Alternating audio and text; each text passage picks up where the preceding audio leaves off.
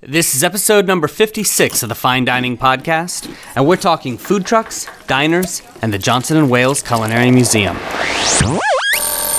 This is the Fine Dining Podcast. The Fine Dining Podcast. For foodies who love travel and travelers who love food. Here's your host, Seth Ressler. Hello, and welcome to the Fine Dining Podcast. I'm your host. My name is Seth Ressler, and this is the podcast for foodies who love travel and travelers who love food. Here's how it works. Each week we go to a different city and we talk to somebody who really knows the local culinary scene, and we talk to them about what's going on. But this week we're actually doing something a little bit different. As you know, we are gearing up for the very first Taste Trekkers Food Tourism Conference. This is the nation's first event for people who plan their vacations around food. We're really excited about it. It's happening September 20th, 21st, and 22nd in Providence, Rhode Island. We've got a lot of fantastic speakers lined up, including Chef Matt Jennings, who is a James Beard Award nominee and a three-time Cochin 555 champion. He will be delivering the keynote address. We've got people from Johnson & Wales coming in to talk about chocolate of Madagascar. We've got the VP of the United States Bartenders Guild coming in to talk about the history of rum in New England. We've got chefs from all over the region to come and talk about, the culinary scene in their cities. And I'm very excited about this. We have the curator of the Johnson & Wales Culinary Museum, Richard J.S. Gutman. And he's on the line with me now, and we're going to talk to him a little bit about, we'll get like a preview of his session at the Taste Trekkers Food Tourism Conference. Richard, thank you so much for joining us. I'm delighted to be here, and I'm really looking forward to the conference. We're 4 weeks away and counting. Well, you're there in Providence, and we're going to talk to you about a couple of things today. I mean, first of all, we're going to talk to you about the Culinary Museum and what goes on there and what people can see there. And then we are going to talk to you about your area of expertise, which is really diners and food trucks and sort of the history. You're one of the foremost experts anywhere on that. And then we're going to play a game called Out of the Frying Pan. But before we do all that, I know you've got a trivia question for me. So what is it? Yes, I do. The trivia question is, there was a man named Patrick Joseph Tierney, who was one of the early pioneers in the diner industry around the turn of the 20th century, and he is well known for a number of innovations, but the one thing that I'm looking for is something that is highly appreciated by restaurant goers today. What is Pop Tierney remembered for most? What is he remembered for most? This is an innovation. It's an innovation. Does that mean it's like a technological invention, or is it more of a system kind of thing, like the way Henry Ford invented the assembly line, or is it he was instrumental in having the business progress really from a mobile wagon to a more stationary type of restaurant that still was quick service, home-style food. But there was one thing that he did that I think is kind of a catchy phrase, and I'm asking you to figure out what that is. All right. So it's not a food. It's not like a recipe. No, it's not a recipe. It's more something that has to do with the physical plant. All right, I got to think about it. Okay, you think about it. Now, let me say that if you were very familiar with my books, you would know this. Right. By the way, you've written 4 of them. I have written 4 books about diners. The first one came out in 1979 called American Diner. And as has been said, I was ahead of my time. In fact, Harper & Row published that book, a great publishing house, also published people like Mark Twain. And at one point, around the time that ours was in production, another person went to Harper with a proposal for a different diner book, and the publisher said there's only room for one diner book in this world, and they already had one, therefore they weren't going to do another. Now there's a shelf of diner books. Of course. So we're going to get into diners in a little bit, but first let's talk about your museum there. Now, how long have you been at the Culinary Museum? I've been here as the director and curator for 8 years, and before that, in 2002, I was hired as a guest curator for an exhibition about diners. So that's how I ended up here. I started my study of diners in 1970, and the museum has about 250,000 things in its collection. 250,000? Yeah, it's immense, and that's actually we're closed right now to do an inventory of this collection. It takes a while to count a 250,000 things, doesn't it? Well, it's going to take us about a year, we think. Wow.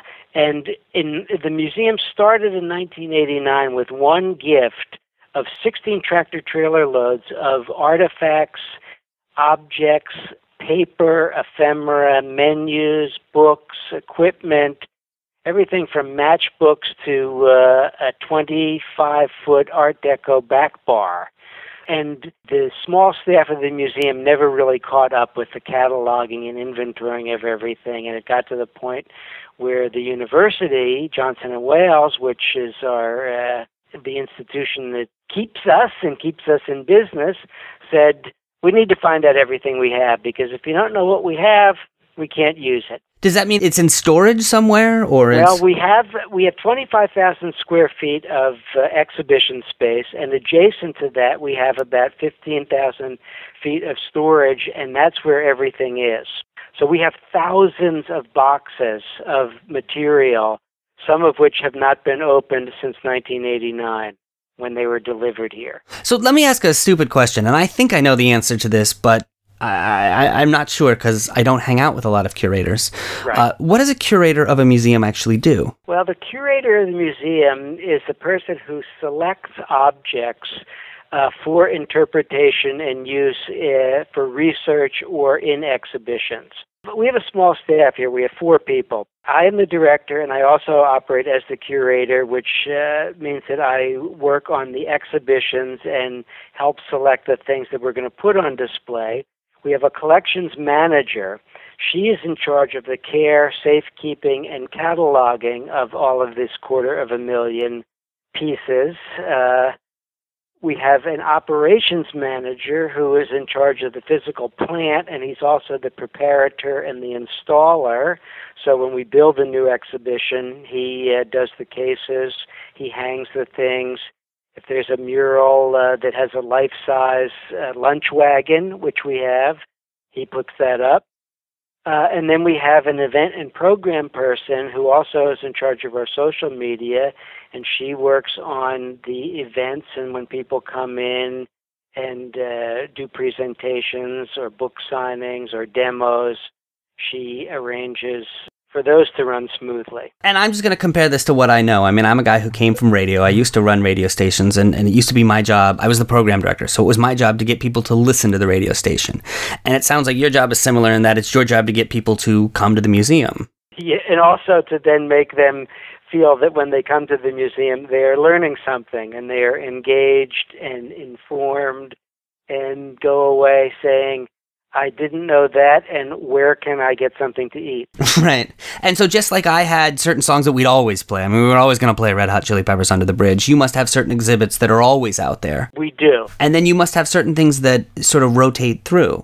Exactly. You know, just like we would have new music. So what is your equivalent of the new Daft Punk song, you know, that you guys have there? Or what are the things that you rotate through, and how do you make those decisions? Well, we try to do things that will resonate with the College of Culinary Arts here at Johnson & Wales, so that we can inspire our students to go to greater heights. One of the things that I say is that we have a 60,000 book library here at the museum that goes back to books for back in the 1600s to brand new books. So I pull out my iPhone and I say to the students, I have an Amazon app right here. You let me know when you've written your first book, and I will be among the first to purchase one for our library.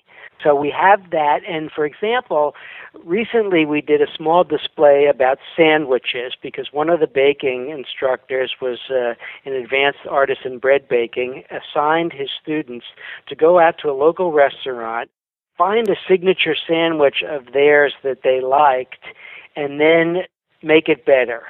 Tweak it a little bit, make it their own, come to the museum, do some research in sandwiches, look through some menus, look through some of our books, and then bake the bread, produce the food, assemble it, photograph it at the museum, and put together a report on all of the steps that go into that as they were inspired by something they saw both here and at a local place that they go to. So it's very interactive in that sense, where there's hands-on use of our collections by the students, and they get to see things that are not in the regular culinary library, and also compare them to what's going on in the real world and in the classroom. So what are some of your favorite exhibits there? One is we have several environments here in the museum.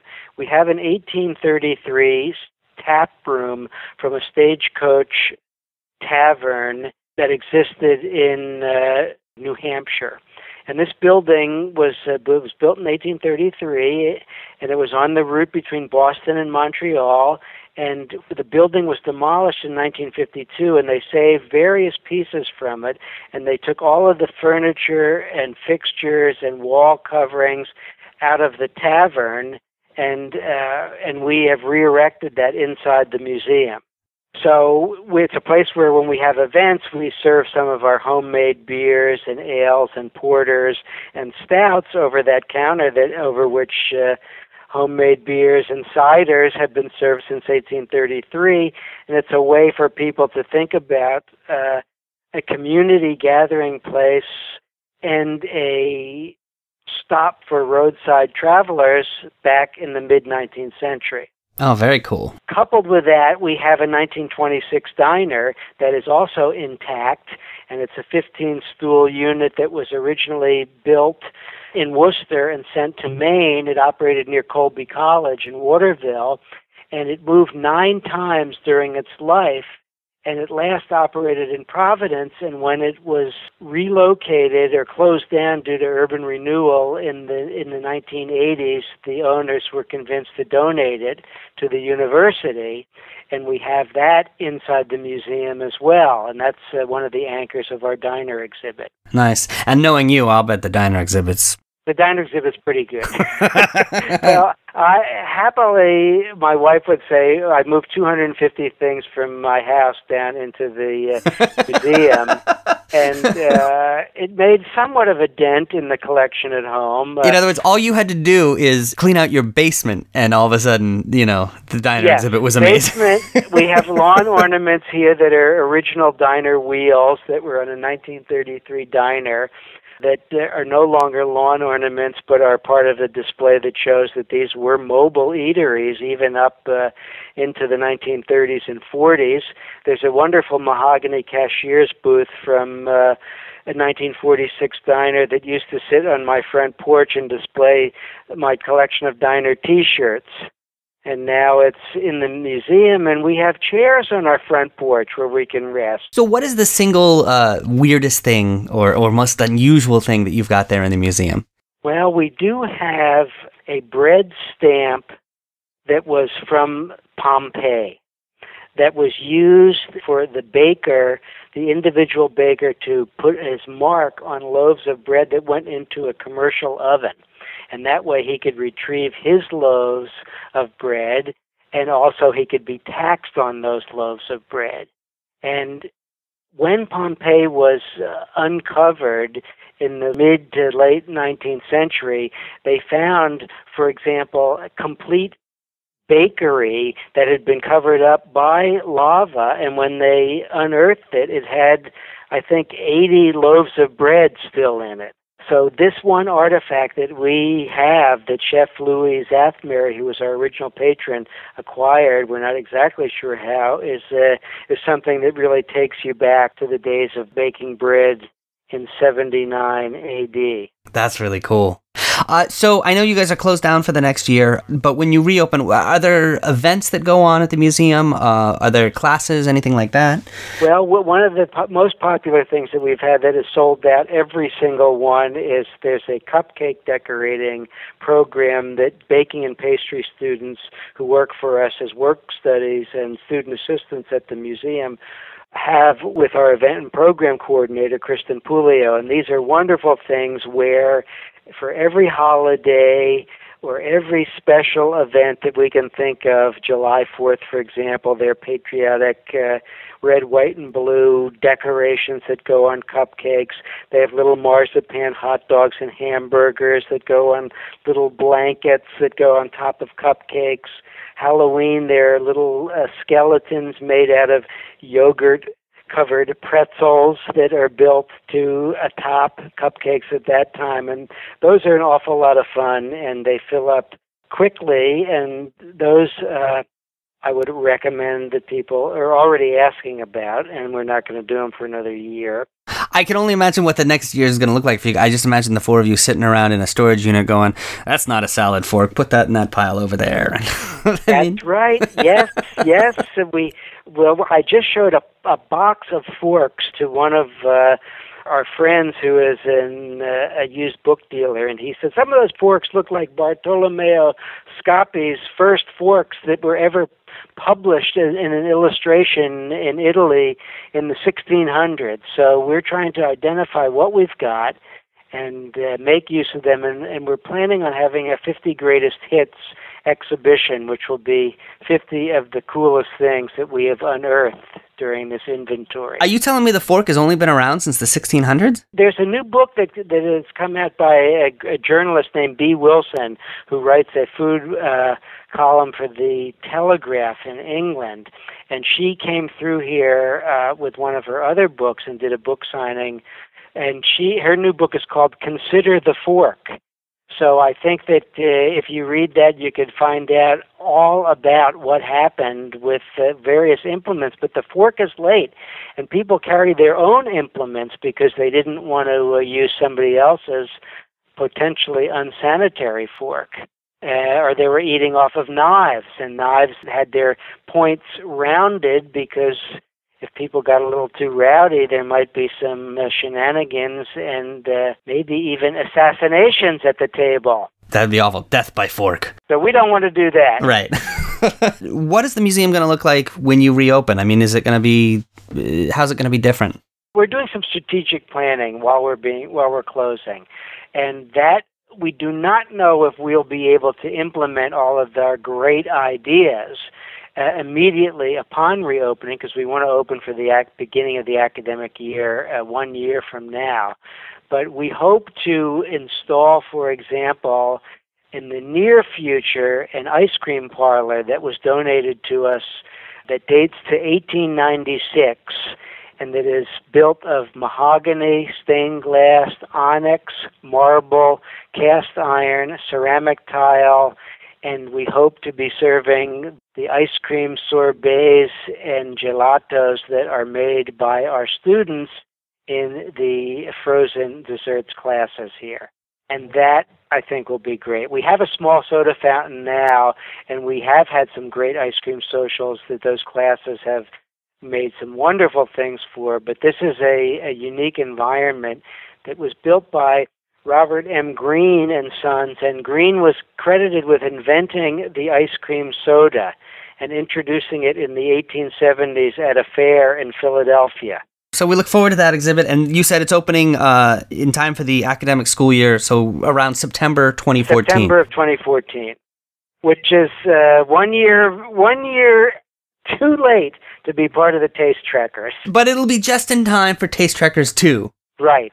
We're going to come back in just a second. We're going to get an answer to your trivia question. We are also going to dig into food trucks and diners and talk to you all about that because you are the expert. And then we're going to play a little game called Out of the Frying Pan. That's coming up in just a moment. Okay, so this is the point in the program where I plug the Taste Trekkers Food Tourism Conference. This is the nation's first event for people who plan their vacations around food. And it's happening in Providence, Rhode Island, September 20th, 21st, and 22nd. So it's coming up real soon here, all right? It's time to stop thinking about doing this and time to actually pull the trigger, time to actually go online, get your tickets. You want to get your tickets soon, and here's why. We have, in addition to Chef Matt Jennings, who's giving the keynote speech, who is absolutely fantastic, he's He's a chef that's been nominated for James Beard Awards multiple times. He has won the Kushan 555 competition 3 times in a row. He had to retire himself. That's how good he was. He's going to deliver the keynote address. And then we've got 12 fantastic sessions focusing on cuisines from different regions. Richard is actually leading one of those sessions. He's going to lead a session on food trucks and diners. We've got other sessions. We've got a session on the art of honey tasting. We've got a session on ceviche from Peru. We've got a session on chocolate from Madagascar. We've got a session on the history of rum in New England. It's going to be fantastic. But the way those sessions work, there's 12 of them, and we're doing 4 at a time. So there's 3 rounds of 4 sessions. So you'll be able to attend 3 of those sessions. Now we're going to assign you to those sessions, but if you buy your tickets early enough, 2 weeks before the conference, we will send out an email asking you to tell us which sessions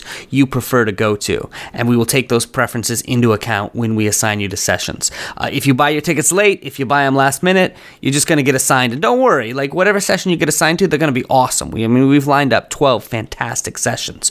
But if there are certain sessions that you definitely want to try and get in to see, please buy your tickets early, and we will ask you, and then you can, tell us what sessions you want to go to.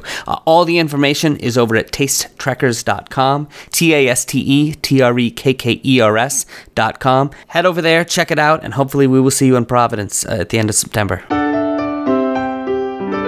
We are talking to Richard J.S. Gutman. He is the director and curator of the Culinary Museum at Johnson & Wales, and he has also written 4 books on diners and food trucks, and so we're going to dig in just a moment and talk to him about all that. But first, you asked me a trivia question. What was it one more time? The question was Patrick J. Tierney, also known as Pop Tierney, because when he died in 1917, his landmark diner manufacturing business went to his sons, was credited with many innovations in the industry. He started building diners or lunch wagons in 1905, and he was the major innovator. What is he best known for, or what is one of the sayings that he is best and most fondly remembered for? One of the sayings. So there's a phrase associated with it. Yeah, there is a phrase, yes. The man who. Oof. See, I want to think it's going to be something simple, like he was the first one to, make it so that the bar stools didn't move, or he... It was simple. I was going to say he made that little spinning wheel that, they attached the little orders to, and then he said, order up. No, because there were too few people running those lunch wagons. There were only a couple of guys back there, and they didn't get to that. People were queuing up outside, or they'd be handing the food out just like in a food truck. But he was building wagons, and then he decided to make them less flimsy, more elaborate, more permanent. So he introduced a number of innovations. So I don't know what. Tell me what it is. Okay, well, first I'll tell you the things that his son said when they touted him at the opening of their new factory. They said that he was the founder of the dining car business of America. He was the first to move the dining car off the street and to give it a permanent location. He equipped it with tile instead of it being wooden interior. He installed exhaust fan skylights and replaced kerosene lamps by electric lighting. But the thing that I was looking for is Pop Tierney was known as the man who brought the toilet inside. Well, so it was a kind of a trick question. But that's important, though. This is essential. And in fact, this is a problem with food trucks today, is there are no sanitary facilities for the customers. I'll tell you, I have to bring porta potties in for the food truck brunch that we're doing. You are correct. Exactly. So that was what he did. And because at the turn of the century was a time when the wagons, which were only operating at night, stayed on into longer hours because, let's face it, people eat more food during breakfast, lunch, and dinner than after other restaurants had closed, which was the original MO of these wagons. They were permanently set up, so they had water, they had electricity, and therefore they also had WCs for the convenience of not only the staff, but the customer. Okay. So let's dig into this a little bit here because, obviously I know what a food truck is and obviously I know what a restaurant is. Yes. And I have a mental picture when I think of a diner. Yes. I think of something like the Peach Pit on Beverly Hills 90210. What differentiates a diner from a restaurant? I mean, what exactly are we talking about? The classic definition of a diner, historically speaking, is a building that was actually built in a factory and then moved out to its operating location. And it was moved in one piece or more, and it was portable, and this was an important early feature because in the beginning they literally moved around like the food trucks of today. They would be traded in for larger models because of their success and the profitability, and they were almost always freestanding structures. So these old wagons, and you'll see plenty of pictures of them at the Taste Trekkers Conference because I'm going to show how these wagons, these horse-drawn wagons, on the one hand took a tack that developed into the diner that looks a little bit like a railroad car but was permanent, and then at the same time the food truck was a phenomenon that was really always there. A mobile restaurant, a portable restaurant. Sometimes there were seats inside. Sometimes it was only a kitchen where they made some food and handed it to you and you stood out on the curb. Right. So that's one thing. Now the other thing is that the diner has a certain reputation for a style of cooking, home style cooking, good value. There's a counter. The food is prepared right behind the counter. You see the person making your eggs, flipping your pancakes, assembling your sandwiches, dishing up your stew, carving some roast pork, and then sliding it down the counter to you. And you eat it in 10 minutes. It's the original fast food restaurant. You pay, you're out of there. But the whole notion of the counter restaurant then became a concept in casual dining and quick service, whether it's for people who are going to a lunch counter at a drugstore when they want to have a quick lunch, or whether they're traveling by the rails and they have 15 minutes to get off and eat because there's no food service on the railroad itself. So you had these various niches of quick service restaurant, but the diner is distinguished from, say, a burger place like a White Tower or White Castle because it had a broader menu, yet at the same time was served quickly and was very affordable. So I have to imagine that the rise of fast food chains had a big impact on diners then. It did. There's no question that the diners switched gears to not compete directly. And what they did was expand their menus and serve breakfast anytime. Because if you went into a McDonald's in the beginning, there was no such thing as an Egg McMuffin. You got a hamburger, a fries, and a shake or a soda. So as the narrowness and the homogeneity of those fast food chains was in direct opposition to the broad menu and the daily specials that you could get at a diner.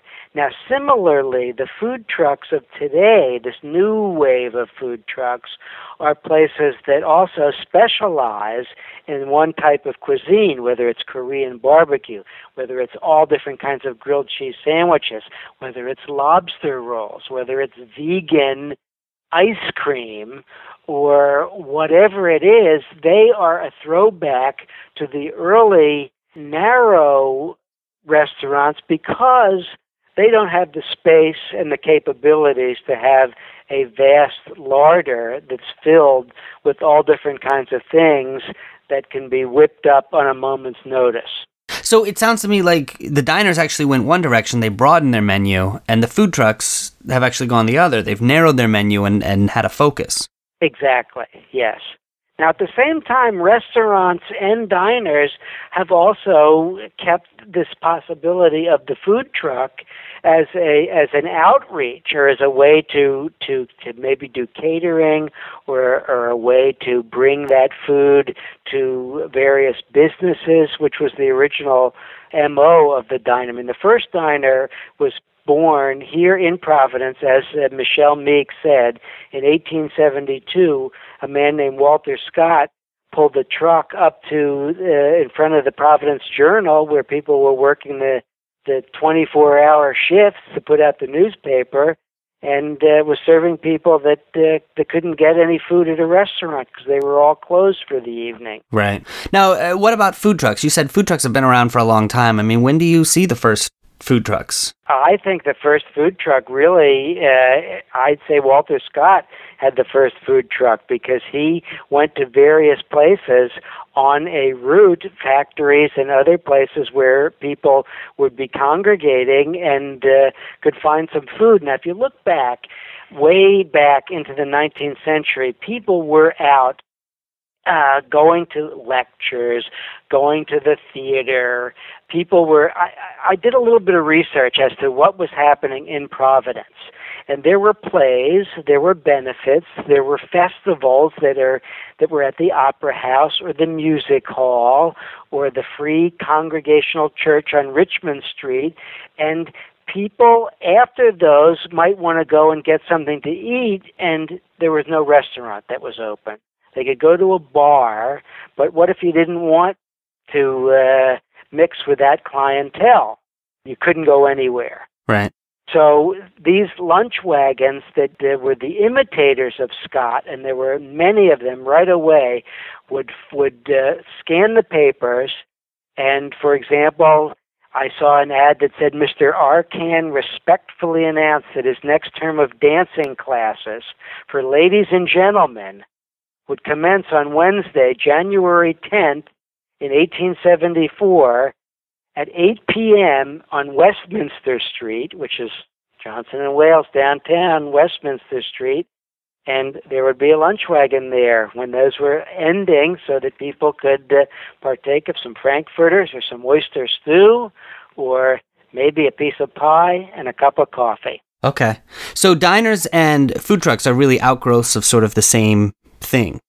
I believe that they are. And then I think that what happened was that the phenomenon of the food truck today, some people will say that it was spurred by the taco trucks in Los Angeles, which I think had an awful lot to do with it. My friend John Bader, the painter who specializes in diners and has been doing that since around the time I started in the 1970s, it turned out that in 1974 he did a painting of a hot dog truck.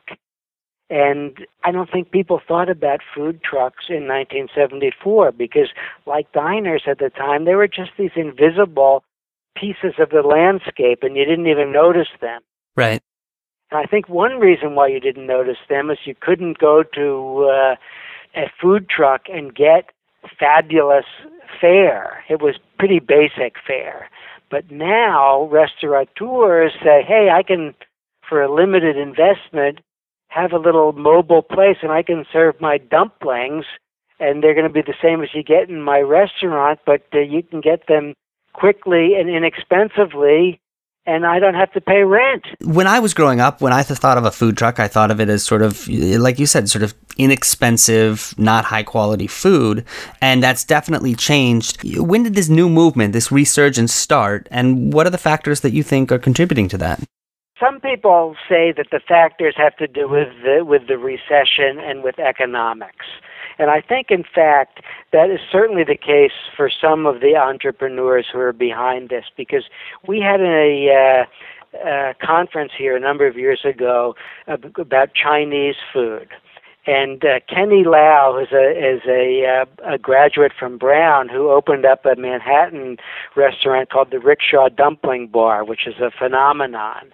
And he did really well. And he came and he spoke at our conference, and he was going to open up a new restaurant, but it turned out that it was much more affordable for him to invest in a couple of trucks that cost a fraction of that, and not have the brick and mortar place so he could reach as many customers and not have the investment in it.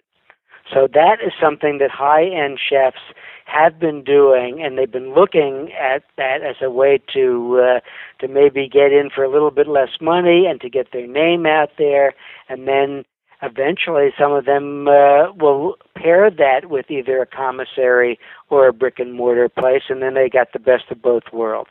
So it's an easier economic model. It's an easier way to get your foot in the door, particularly if you're an up-and-coming chef. Let me ask you about a couple of other possible factors. What role has the rise of social media played in all this? Now, I am not a social media guru or aficionado, but that has been the key, I think, to the success of these places, in that they can move around to locations where there are students, where there are offices, and they announce where they're at. The schedules are there. They got followers. And if it's too busy there, you go to another one, or maybe there's a whole little gathering like we're going to have at Taste Truckers, where a group of trucks come in. And interestingly enough, that happens right here at the Harborside campus at Johnson & Wales. Every Thursday evening, a dozen food trucks line up along the athletic field complex down here at the Harborside.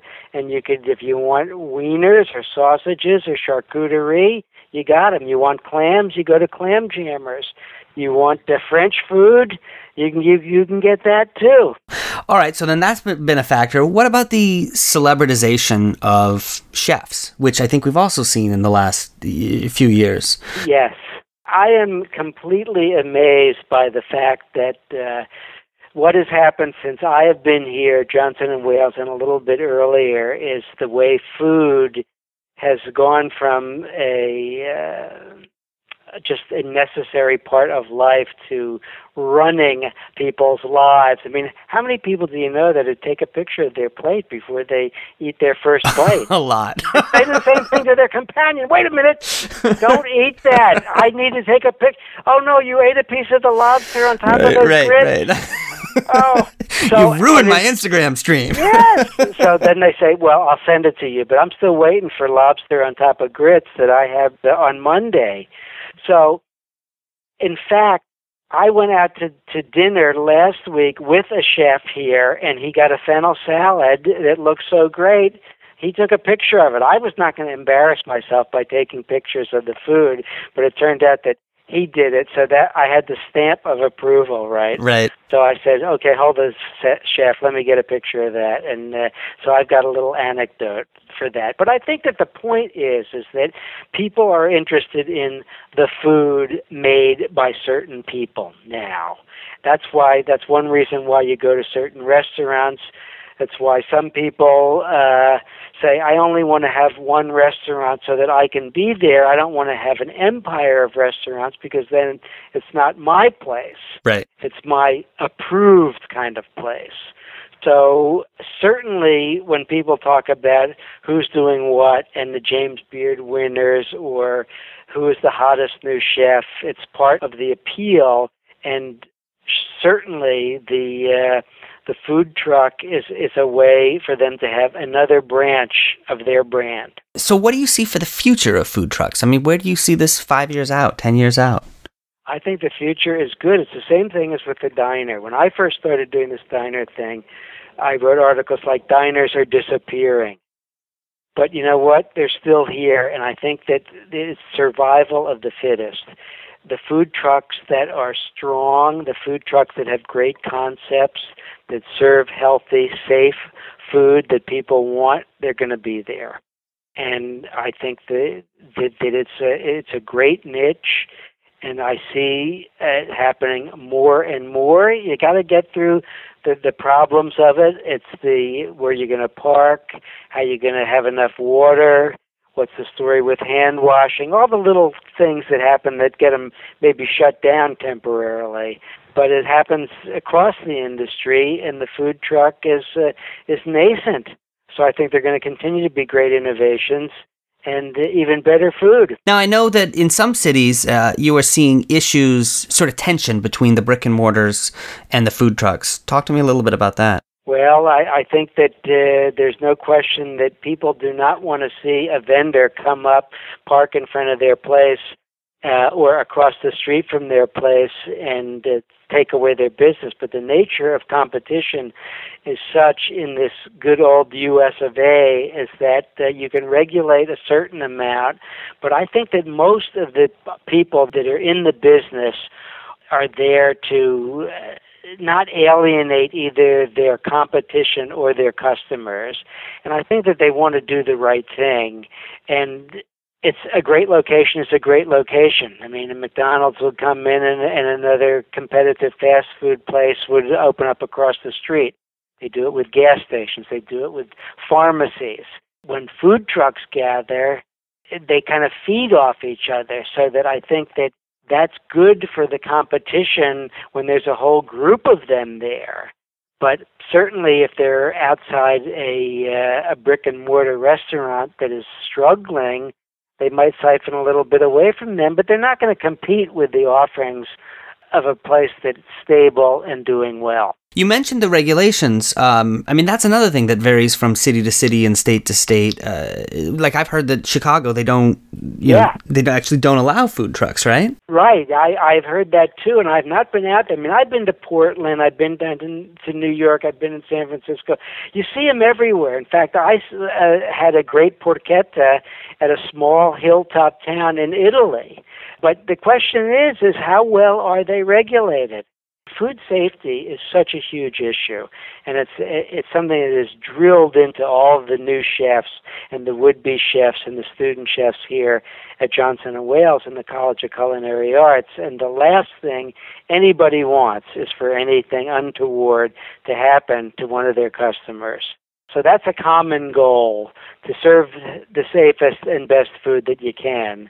And that way you're going to keep your people happy and coming back and healthy. So are there model cities when it comes to embracing the food truck? I mean, are there places that are doing it really well? Yeah, I think that there are. Portland, Oregon is one place that has a whole slew of little parks where the food trucks set up permanently. And Boston, I live in Boston. I come to Providence every day, but I live 40 miles away. And the Greenway, the new area on top of the Big Dig in Boston, is a place where they have all sorts of food trucks that have come in. And one very popular chain is called Clover, which is a vegetarian food truck, and they have a couple of brick-and-mortar places, but they have 8 or 10 trucks, and they're one of the models that everyone looks up to. Yeah, Clover over in Cambridge. They're fantastic. Exactly. And the Greenway you mentioned, we actually did a mystery meet with food trucks. It was our first food truck mystery meet ever on the Greenway. And I wish I'd known. Oh, it was great. Jesse Brackenberry, who does all this, he's the COO over there of the Greenway, and he does a fantastic job with getting those food trucks out there. All right. Well, thank you so much. That's fascinating to hear. And so this is what you're going to be talking about at the Taste Trekkers Food Tourism Conference. I'm talking about this, and I'm going to be showing people images of some of the menus and some of the units that go back 100 years. And I think it's a fun, interesting presentation. And then people can think about where they're going to get something to eat and which truck they're going to go to at the meet the next day. All right, well, this is your opportunity. If you want to know about food trucks, this right here is the man. This is the expert. This is the guy who knows it all. So are you ready to play a little game? I am ready. Let's get going. Okay, this game is called Out of the Frying Pan. Here's how it works. I'm going to ask you for a series of rapid-fire recommendations. Just tell me the first thing that comes to mind. And, of course, we are talking about Providence, Rhode Island, which is where the Johnson & Wales Culinary Museum is located. First of all, I've got to ask you this. This is an obvious one. What's your favorite diner in the area? My favorite diner is the closest one to the museum, and that's the Seaplane Diner on Allens Avenue, exactly 1.5 miles door to door. It's a great place. It's south of the city. They call downtown Down City here, as I think a number of your other guests have said. And this is a little bit south of there. It's on the water. There was a seaplane dock right across the street from it. It happens to be in a neighborhood where there's an awful lot of adult entertainment at night, and they're only open for breakfast and lunch. So you can go there and not be affronted by any of that. They got great specials. They got the calamari on Fridays. Lobster ravioli is excellent, and poached eggs anytime. All right, and here's another question I'm sure you didn't see coming. What's your favorite food truck? My favorite food truck? Ah, boy. Well, I will have to say that Little Billy's is one that came down here to our place. It's a burgers, grilled cheese. I love the fact that these food trucks are it's like a $5 set fee. For $5, you get a great sandwich or a great burger and good meat, nice toppings, excellent bun, and Little Billy's. You got to look at the Facebook or the Twitter account to find out where they are, and you will go away satisfied. I gotta know this. The director and curator of the Culinary Museum. I gotta know what restaurant you go to most often. Okay, well, I'd say most often I've been to Al Forno. It's a place that I've been to back when they were in their original tiny place where New Rivers is, and we actually have their original pizza oven in our collection, where they made history in introducing that grilled pizza to New England and the whole phenomenon of grilled pizza. And I will go back there again at their new location on the waterfront over on the east side. And I've been there with chefs, and I've been there with my wife, and I've been there with friends. Nice, yes, and that is a legendary place. If you're going there, by the way, one of the nights of the Taste Trekkers Food Tourism Conference, make sure you make reservations early, because there's a water fire that night, and it's going to get crowded. All right, you have a favorite local chef? Favorite local chef? I would say that Derek Wagner is one of my favorites. He's at Nick's on Broadway, and he's a Johnson & Wales grad, and I've been there a few times, and I love the way people describe Nick's as a diner. And, it's not really a diner, but it combines the notion of good food in a really up-to-date atmosphere that is a fun place to be in, and you just feel that everything you're going to get there is innovative, fresh, and top of the line. Do you have a favorite brew pub? Trinity Brew Pub would be the place where I go to for a good burger and a great selection of beers. All right, last question. I know mixology is actually becoming quite a big thing there in Rhode Island. Do you have a favorite place to go for an original cocktail? I would say that the place that you have picked for the cocktail reception for Taste Trekkers, the Dorrance, is one that I go back to again and again. And I was there when the Pogashes came and talked about Bloody Marys, and we had a wonderful evening at the Dorrance. It's down city. It's right across the street from the Johnson & Wales downtown campus in a fabulous building. Drinks are great, and I know we're going to have a good time. Yeah, I'm excited about that. I actually have not been to the Dorrance since they renovated and reopened it, because that's a historic space, and they've only been there for, 2 years now, right? Yeah, I think less, actually. Although, I don't know, time flies. It may well have been. But I remember before they renovated it, it just has these beautiful stained glass windows. It's absolutely gorgeous inside. And now I hear the stuff that they do there is amazing, which is why we chose that place. I mean, that was hands down our first choice to do great cocktails. So, we're excited about that. Richard J.S. Gutman, we are so excited to hear from you at the Taste Trekkers Food Tourism Conference. Now, the Culinary Museum is located at 315 Harborside Boulevard in Providence. That's a little south of downtown, like you said, right? Correct. It's on the Cranston line. It's 4 miles south of Down City. But like we said, don't come for a year, and then we're going to open with a splash. All right, and people can, in the meantime, visit it online at www.culinary.org. What about you? If people want to follow you on social media, can they do that? I don't do that. They can look at our Facebook page. The museum has a link on that to our Facebook page, and we're posting great things that we find every few days. A lot of fun stuff on there, some awesome graphics and wild things out of culinary history. So check it out. And, of course, people can read your books as well, which they can get on Amazon and everywhere else. My books are there. I think if you Google Richard J.S. Gutman, you'll find me. All right. Well, thank you so much for coming on the podcast. I really appreciate it, and we will see you at the conference. You're welcome, Seth. It's been a pleasure. My name is Seth Ressler. A couple of show notes before we go. First of all, you can find all the details on the Taste Trekkers Food Tourism Conference over at tastetrekkers.com. While you're there, you can subscribe to the podcast. If you subscribe in iTunes, do us a favor, leave us a review. That helps us out quite a bit. You can also follow us on social media. We are Taste Trekkers on Twitter, and we are on Facebook as well. And if you want to be a guest on the podcast, you want to come on and tell us about your local culinary scene, just click the Contact Us link and send us an email. We would love to have you on. Thanks for listening. This is the Fine Dining Podcast. You can find links to the places mentioned in this episode at tastetrekkers.com. Tastetrekkers.com. Thank you for listening.